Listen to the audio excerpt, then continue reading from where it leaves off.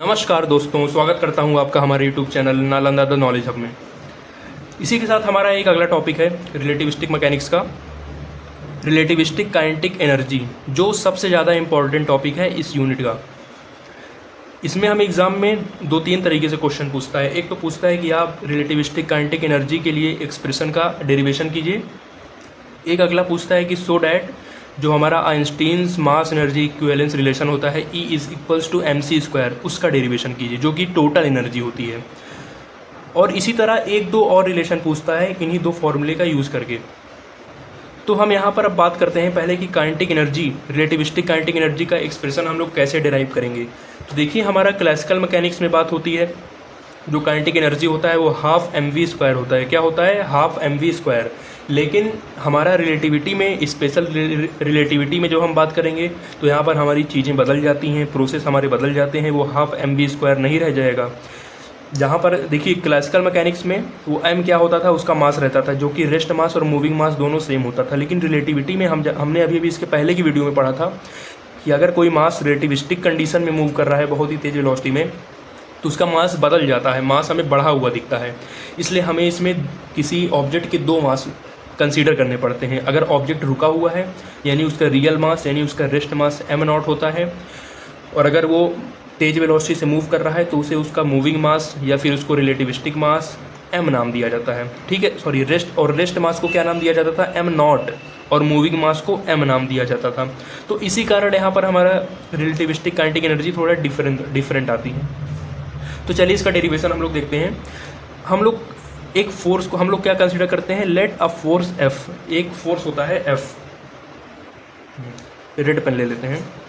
देखिए, let a force F be acting on a particle of rest mass m0 and moving यानी कि relativistic mass m। एक particle है जिसका rest mass m0 है और उसका मूविंग मास क्या है? m है। ठीक है, उस पर एक फोर्स एक्ट करता है, यानी उस पर एक फोर्स लगाया जाता है, so that it's kinetic energy increases. Particle अगर रुका हुआ है तो उसकी काइनेटिक एनर्जी क्या होगी? 0 होगी। लेकिन अगर पार्टिकल जैसे ही हम उस पर फोर्स लगाकर उसको मूव करा दिए, उसकी काइनेटिक एनर्जी बढ़ जाएगी। क्यों? क्योंकि उसमें वेलोसिटी आ जाएगी।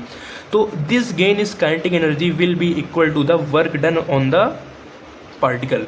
अब ये क्यों हुआ? ये वर्क एनर्जी थ्योरम से हुआ। हम लोग जानते हैं कि वर्क डन जो होता है, किसी ऑब्जेक्ट पर किया गया वर्क डन उस पर गेन होने वाली काइनेटिक एनर्जी के बराबर होता है। तो वही यहाँ पर है कि work done on the particle.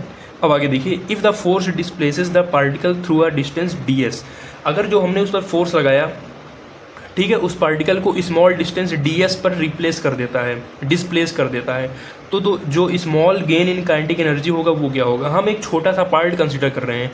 अगर जो हमने फोर्स लगाया, ठीक है, हमने मान लिया कि हम जो उस पर फोर्स लगाते हैं उसने एक छोटा डिस्प्लेसमेंट ds दे दिया उस पार्टिकल को, तो उस पर small gain in kinetic energy क्या होगा? dk। ठीक है, k बराबर काइनेटिक एनर्जी है, तो स्मॉल काइनेटिक एनर्जी क्या हो जाएगी? dk बराबर f.ds। क्योंकि ये काइनेटिक एनर्जी किसका रूप था? जो वर्क डन हुआ उसका रूप था। तो वर्क डन बराबर हम लोग जानते हैं फोर्स इंटू डिस्प्लेसमेंट। तो ये हो गया। अब हम लोग जानते हैं कि जो फोर्स होता है वो रेट चेंज ऑफ मोमेंटम के बराबर होता है, तो F बराबर dp/dt, ये क्लियर है। अब देखिए, जो यहाँ पर आपका ये मोमेंटम है ये किसके बराबर होता है? m इंटू वी के बराबर होता है। अब क्योंकि जो ऑब्जेक्ट है हमारा मूव कर रहा है, तो इसलिए हम लोग उस ऑब्जेक्ट का रिलेटिविस्टिक मास यानी कि मूविंग मास यहाँ पर लेंगे। तो d के बराबर d/dt ऑफ mv, m क्या है? मूविंग मास है पार्टिकल का, और ds तो उसका डिस्प्लेसमेंट था। फिर देखिए d के बराबर, अब इसको डिफ्रेंशिएट करना है d/dt। ठीक है, ds को बाहर कर दीजिए क्योंकि ds अब हमारा कांस्टेंट है, क्योंकि हमने माना है कि छोटा सा पार्ट डिस्प्लेस हुआ है वो कांस्टेंट रहेगा। तो ds बाहर हो गया, mv को डिफ्रेंशिएट करना है। अब आप बताइए क्या यहाँ m भी कांस्टेंट होगा? नहीं, क्योंकि m क्या है? मूविंग मास होता है, और हमने अभी इसके पहले की वीडियो में आपको बताया था कि जो मूविंग मास पार्टिकल को होता है वो कांस्टेंट नहीं होता है, बल्कि पार्टिकल का रेस्ट मास कांस्टेंट होता है, जिसको m0 से डिनोट किया जाता है। तो यहाँ पर mv दोनों का डिफ्रेंशिएशन होगा टाइम के रिस्पेक्ट में। तो पहले हम लोग फर्स्ट जो हमारा पहला टर्म है उसको हम लोग ऐसे एच डी रखते हैं, v को डिफ्रेंशिएट करते हैं dv/dt प्लस दूसरे टर्म को रखते हैं, पहले वाले को डिफ्रेंशिएट करते हैं इंटू ds। अब आगे देखिए, तो d के बराबर क्या हो जाएगा? अब देखिए m और dv, अब ds को अंदर ला दीजिए तो क्या हो जाएगा? ds/dt plus v dm। और डी एस को अंदर ला दीजिए तो हो जाएगा D S by D T. तो डी के बराबर हो जाएगा M V D V plus, क्योंकि D S by D T जो होता है वो वी के बराबर होता है, ठीक है, D S by D T displacement upon time, plus V D M, और D S by D T किसके बराबर होता है, वी के बराबर होता है। तो ये हमारा वी स्क्वायर हो जाएगा। इक्वेशन 1 नाम दे दीजिए। अब देखिए, बाय यूजिंग, दूसरी लिखते हैं, by using relativistic mass formula. अब हम लोग रिलेटिविस्टिक कंडीशन में देखते हैं क्या होता है। जो हमारा मास का फॉर्मूला होता था m बराबर M naught upon under root 1 minus V square by C square, ये होता था, इसे आपने पढ़ा है, इसमें कोई दिक्कत नहीं है। तो यहाँ से क्या हो जाएगा, m under root 1 minus V square by C square बराबर एम नॉट, ठीक है। यहाँ से हमारा क्या आ जाएगा, आप दोनों साइड का स्क्वायर कर दीजिए, हो जाएगा M square 1 minus V square by C square बराबर एम नॉट बराबर, अब इसको देखिए, एम स्क्वायर हो गया minus M square V square by C square बराबर एम नॉट। अब क्या कर दीजिए, सी स्क्वायर से दोनों साइड मल्टीप्लाई कर दीजिए, हो जाएगा M square C square minus M square V square बराबर एम नॉट सी स्क्वायर। अब देखिए, डिफ्रेंशिएट बोथ साइड्स, दोनों साइड का डिफ्रेंशिएशन कर दीजिए, टोटल डिफ्रेंशिएशन जिसे कहते हैं, बराबर क्या हो जाएगा, देखिए एम स्क्वायर इंटू सी स्क्वायर का डिफ्रेंशिएशन, सी स्क्वायर तो कांस्टेंट है, सी कांस्टेंट वैल्यू होती है स्पीड ऑफ लाइट, तो सी स्क्वायर को हम लोग यहाँ लिख लेंगे। अब एम स्क्वायर का डिफ्रेंशिएशन क्या हो जाएगा, 2m इंटू डी एम, ठीक है। ये टोटल डिफ्रेंशिएशन इसे कहते हैं जब बिना किसी रिस्पेक्ट में हमें करना रहता है तब। पहले एम स्क्वायर का डिफ्रेंशिएशन कर लीजिए, हो जाएगा हमारा 2m की पावर 2 माइनस 1, फिर जिसको हम लोग x मान के डिफ्रेंशिएट करते हैं उसका फिर से डिफ्रेंशिएशन होता है, तो फिर m का हो जाएगा dm माइनस। इसी प्रकार यहाँ पर क्या हो जाएगा, पहले एम स्क्वायर हो जाएगा 2v dv, फिर माइनस, हमने एम स्क्वायर को रखा, वी स्क्वायर का डिफ्रेंशिएशन किया, फिर माइनस, क्योंकि माइनस लगा हुआ है, हम वी स्क्वायर का रखेंगे, एम स्क्वायर का डिफ्रेंशिएशन करेंगे, यानी कि 2m dm बराबर क्या हो जाएगा, इधर की वैल्यू कांस्टेंट है, बराबर हो जाएगा हमारा 0। तो इतनी बात आपको क्लियर होगी। अब देखिए, क्या हम 2m और यहाँ से 2m ले लें और यहाँ से 2m ले लें, क्या इसको हटा सकते हैं, ज़रूर हटा सकते हैं। आप 2m 2m 2m तीनों में से कॉमन लेके इधर कर दीजिए, सब 0 हो जाएगा। तो हमारे पास क्या बचेगा, हमारे पास बचेगा C square D M equals to M V D V plus V square D M, ठीक है। सी स्क्वायर डी एम बराबर, ये दोनों उधर चले जाएंगे, हमारे पास क्या बचेगा, M V D V plus ये भी उधर जाके प्लस बन जाएगा वी स्क्वायर डी एम। अब इसे आप नाम दे दीजिए इक्वेशन 2। अब देखिए, फ्रॉम इक्वेशन 1 एंड 2, अब इक्वेशन 1 और 2 से हमें क्या देखने को मिल रहा है, हमारा जो ये इक्वेशन 1 था, ये डी के यानी कि gain in, small gain in kinetic energy, यानी हमें छोटा सा काइनेटिक एनर्जी क्या मिला, M V D V plus V square D M मिला। और यहाँ पर क्या है, M V D V plus V square D M की वैल्यू इतनी आ गई, तो क्या हम डी के को इसके बराबर लिख सकते हैं, हाँ लिख सकते हैं। डी के बराबर क्या हो जाएगा, सी स्क्वायर डी एम, ठीक है। अब आप दोनों साइड इंटीग्रेशन कर दीजिए लिमिट के साथ, integrating both sides taking limit, ठीक है। लिमिट के साथ आप क्या कीजिए, इंटीग्रेट कर दीजिए। अब डी के क्या हो जाएगा, क्योंकि शुरू में जो पार्टिकल की काइनेटिक एनर्जी थी वो 0 थी और बाद में कितनी हो गई, हो जाएगी के, तो ये हो जाएगा हमारा डी के बराबर सी स्क्वायर कॉन्स्टेंट है। अब मास देखिए, जो हमारा मास है इसकी लिमिट हम लोग क्या लेंगे, जो हमारा रेस्ट मास शुरू में था वो था एम नॉट और बाद में क्या हो गया, एम हो गया, तो इसलिए ये हो गया हमारा। अब इसको आगे सॉल्व कर दीजिए, ये हमारा क्या आ जाएगा, डी के का जो इंटीग्रेशन हो जाएगा के हो जाएगा लिमिट 0 से के बराबर सी स्क्वायर डी एम का integration M limit M not से एम, ये बराबर क्या हो जाएगा के माइनस जीरो बराबर C square M minus M not. ये बराबर क्या हो जाएगा के बराबर हमारा आ जाएगा M minus M naught C square.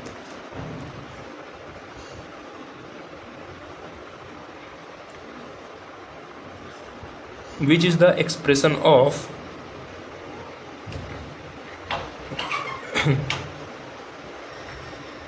Relativistic kinetic energy. ठीक है, जब चीज़ें स्पेशल रिलेटिविटी में होंगी, जब हम रिलेटिविटी की बात करेंगे यानी कि वेलोसिटी बहुत तेज होगी, तब हमें जो काइनेटिक एनर्जी का एक्सप्रेशन मिलेगा कुछ इस प्रकार का मिलेगा। अब इसका मतलब क्या कह रहा है कि हमारा जो ये एम माइनस एम नॉट वाला टर्म है, इसको हम लोग डेल्टा एम से डिनोट करते हैं। ठीक है, डेल्टा एम ये क्या है, गेन इन मास, यानी कि जब किसी ऑब्जेक्ट की या फिर पार्टिकल की काइनेटिक एनर्जी उसको मिली तो उसके मास में क्या चेंजिंग आया। उसका रेस्ट मास डेल्टा एम था, फिर जैसे ही उसकी काइनेटिक एनर्जी बढ़ी उस पर फोर्स लगाया गया तो उसका मास क्या हो गया, बढ़ गया, यानी कि मूविंग मास एम हो गया। और हम लोग ये भी जानते हैं कि मूविंग मास रेस्ट मास से बड़ा होता है, इसलिए उसने डेल्टा एम नॉट से एम मास में गेन कर लिया, इसलिए इस वैल्यू को डेल्टा एम से डिनोट करते हैं, जिसको कहते हैं गेन इन मास। ठीक है, और के हमारा है kinetic energy, relativistic kinetic energy, relativistic kinetic energy, और सी स्क्वायर क्या है, स्पीड ऑफ लाइट। और यहाँ से अगर हम गेन इन मास की वैल्यू निकालना चाहें तब क्या हो जाएगा, एम माइनस एम नॉट बराबर हो जाएगा के बाई सी स्क्वायर। यहाँ से हो जाएगा डेल्टा एम बराबर के बाई सी स्क्वायर। अब देखिए, अगर आपको इस रिलेटिविस्टिक इक्वेशन से आपको क्लासिकल इक्वेशन में जाना हो, क्या रिलेटिविस्टिक इक्वेशन से क्लासिकल इक्वेशन में जाना हो, यानी कि हम जो छोटे क्लास में 11-12 में काइनेटिक एनर्जी का इक्वेशन पढ़ते थे, के बराबर हाफ एम वी स्क्वायर, तो हमें वो कैसे मिलेगा। ठीक है, हमें वो कैसे मिलेगा, हमने ये किस कंडीशन के लिए कहा, जब पार्टिकल की वेलोसिटी बहुत ज़्यादा तेज़ है तब हमने कहा कि आपको काइनेटिक एनर्जी ये मिलेगी। लेकिन जब पार्टिकल की वेलोसिटी स्पीड ऑफ लाइट से बहुत कम रहती है तब काइनेटिक एनर्जी जो मिलती थी हमें के बराबर वो मिलती थी हाफ एम वी स्क्वायर। तो क्या हम इससे यहाँ पहुँच सकते हैं? हाँ, ज़रूर पहुँच सकते हैं। देखिए, अगर कभी ऐसा क्वेश्चन आ जाए तब आपको करना है, नहीं तो ज़रूरत नहीं है। अगर आपको बोला जाए आप रिलेटिविटी से क्लासिकल काइनेटिक एनर्जी को डेराइव कीजिए, तब कैसे हो जाएगा, के बराबर होता है M minus M naught C square हुआ, तो के बराबर क्या हो जाएगा, आप m की वैल्यू रख दीजिए। m क्या है, मूविंग मास यानी रिलेटिविस्टिक मास, इसकी वैल्यू होती है M naught upon under root 1 minus V square by C square minus M naught, और ये हो जाएगा हमारा सी स्क्वायर। ठीक है, फिर के बराबर आप एम नॉट और सी स्क्वायर को कॉमन ले लीजिए, यानी कि एम नॉट बाहर जाएगा तो सी स्क्वायर साथ कॉमन में आ जाएगा, तो ये हो जाएगा हमारा 1 upon under root 1 minus V square by C square minus 1। तो यहाँ से इसकी वैल्यू क्या हो जाएगी, एम नॉट सी स्क्वायर, ये हो जाएगा हमारा 1 minus V square by C square की पावर माइनस 1/2 माइनस 1। ठीक है, ये पावर 1/2 है तो ऊपर जाएगा तो पावर माइनस 1/2 हो जाएगा। अब आगे देखिए, उस स्टेप को एक बार फिर से लिख लेते हैं। के बराबर हमारा क्या आ गया, M naught C square 1 minus V square by C square की पावर माइनस 1/2 माइनस 1। अब यहाँ पर हम लोग जो ये है इसको ओपन करेंगे बाइनोमियल एक्सपेंशन से। ठीक है, क्या करेंगे, इफ़ हमें क्या कहा गया है, हमें रिलेटिविटी से क्लासिकल मैकेनिक्स में जाना है, तो क्लासिकल फिजिक्स के केस में क्या होता है, v जो होता है बहुत छोटा होता है c से, यानी कि चीज़ों की वेलोसिटी स्पीड ऑफ लाइट से बहुत ही कम होती है। तब इसको अब बाय यूजिंग बाइनोमियल एक्सपेंशन, ये आप पढ़े होंगे 11th क्लास में मैथ्स में। अगला स्टेप है, तो बाइनोमियल एक्सपेंशन से हम लोग क्या जानते थे, 1 प्लस एक्स की पावर n जो होता है ये हमारा होता है 1 plus N X plus n minus 1 upon 2 factorial X square plus ऐसे चलता जाता है। तो हमें इसी चीज़ को यहाँ पर अप्लाई करना है। देखिए के बराबर क्या हो जाएगा, एम नॉट सी स्क्वायर, पहले तो हो जाएगा 1, फिर देखिए प्लस एन एक्स, यानी कि पावर एन तो -1/2, तो क्या हो जाएगा 1/2, और एक्स क्या है -v²/c², तो माइनस और माइनस प्लस हो जाएगा v²/c²। और अगर हम इसमें थोड़ा आगे जाना चाहें तो क्या हो जाएगा n-1/2 इंटू एक्स स्क्वायर। देखिए एक्स स्क्वायर यानी v²/c² का होल स्क्वायर, ठीक है। तो यहाँ पर हमारा हो जाता है, तो यहाँ पर हमारा क्या हो जाता है, n की वैल्यू अगर हम रखें -1/2 -1/2 और एक्स स्क्वायर, यानी कि क्या हो जाएगा v²/c² का होल स्क्वायर, माइनस v है ना, तो होल स्क्वायर जाएगा तो माइनस का प्लस ही बन जाएगा, तो हो जाएगा हमारा v⁴/c⁴, ऐसे चलता जाएगा, और ये हो जाएगा हमारा आगे -1, ठीक है। तो k बराबर क्या हो जाएगा m0c², देखिए 1 से 1 हो जाएगा हमारा कैंसिल। अब देखिए ये वाला टर्म जो हो गया हमारा, जो v है c से बहुत ज़्यादा छोटा है, यानी कि c क्या है v से बहुत ज़्यादा बड़ा है, तो c क्या है v से बहुत ज़्यादा बड़ा है, तो ये वैल्यू बहुत छोटी आएगी। क्यों? क्योंकि हमारा नीचे वाली वैल्यू बहुत ज़्यादा बड़ी है, तो ऊपर वाली वैल्यू बहुत ज़्यादा छोटी है, तो जो पूरे फ्रैक्शन की वैल्यू आएगी बहुत छोटी आएगी, जो कि निग्लेजिबल है इसके रिस्पेक्ट में। और जैसे जैसे इस सीरीज़ को हम लोग आगे बढ़ाएंगे ये पावर बढ़ता जाएगा और वैल्यू हमें और छोटी मिलती जाएगी, तो हम लोग इस वैल्यू को निगलेक्ट कर देंगे। और यहाँ पर हम लोग लिख सकते हैं सीधे by using binomial expansion and neglecting higher terms, neglecting higher terms. तो आपको ये वाला स्टेप लिखने की ज़रूरत नहीं पड़ेगी, आप सीधे ये इसका 2 टर्म लिख सकते हैं, और ये 1 से -1 कैंसिल हो जाएगा, आपका आ जाएगा 1/2 v²/c²। तो k बराबर क्या हो जाएगा m0, देखिए c² से c² कैंसिल, ठीक है, v²/2, और k बराबर क्या आ जाएगा हाफ m0 v²। ये आपका आ गया क्लासिकल फिजिक्स के केस में काइनेटिक एनर्जी, जहाँ पर m0 क्या होता था, ऑब्जेक्ट का रेस्ट मास होता था, तो हाफ mv²। हम लोग वहाँ पर m0 को m ही पढ़ते थे, क्योंकि वहाँ पर मूविंग मास का कोई झंझट नहीं होता था, तो इसलिए हम लोग चाहे m नाम दे दें चाहे m0 नाम दे दें, तो इसलिए वही यहाँ पर आ गया।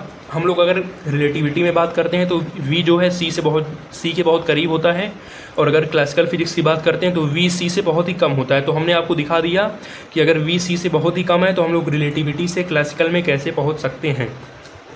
अब हमारा आगे आता है सबसे मेन टॉपिक, जो कि होता है Einstein mass energy equivalence relation.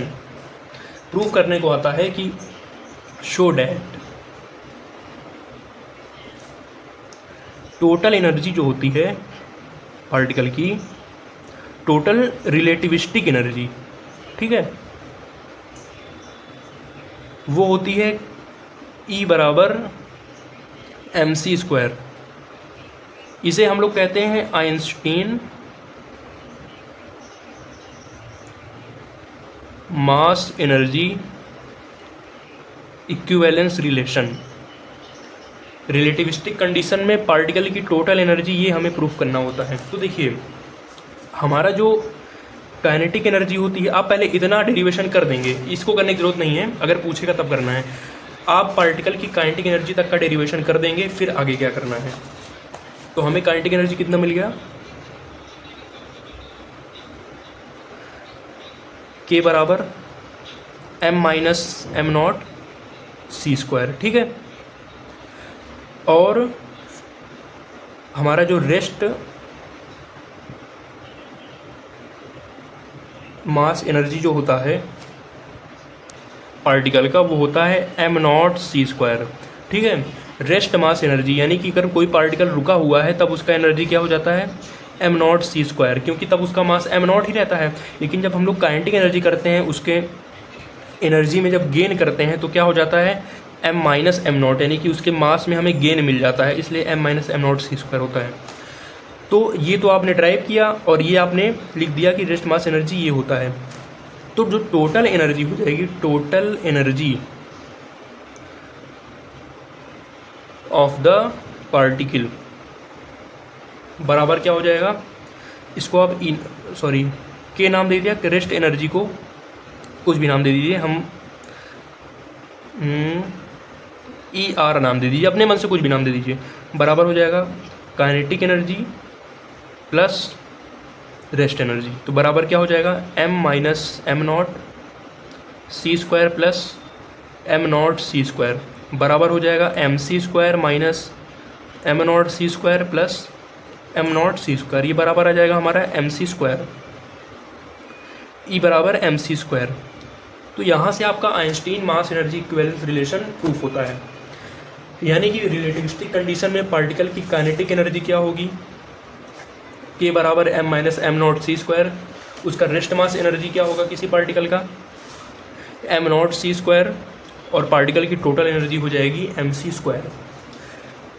तो ये बहुत ही इंपॉर्टेंट टॉपिक था आपके एग्ज़ाम के दृष्टिकोण से। हर बार ये क्वेश्चन आता है, तो चाहे आपको काइनेटिक एनर्जी प्रूफ करने को दे देगा, चाहे दे देगा टोटल एनर्जी प्रूफ करने के लिए, चाहे एक और क्वेश्चन आता है जिसे हम आपको जब अनसॉल्व सॉल्व कराएंगे तो उसमें आपको बता देंगे। इसी से रिलेटेड एक और क्वेश्चन आता है ड्राइव करने के लिए। तो बहुत ही इंपॉर्टेंट टॉपिक है, आप लोग इसको पढ़िएगा, एक एक स्टेप को फॉलो कीजिएगा, बहुत अच्छे से आपका रिवीजन हो जाएगा। अपने दोस्तों को शेयर कीजिएगा, उन्हें भी हेल्प कीजिएगा।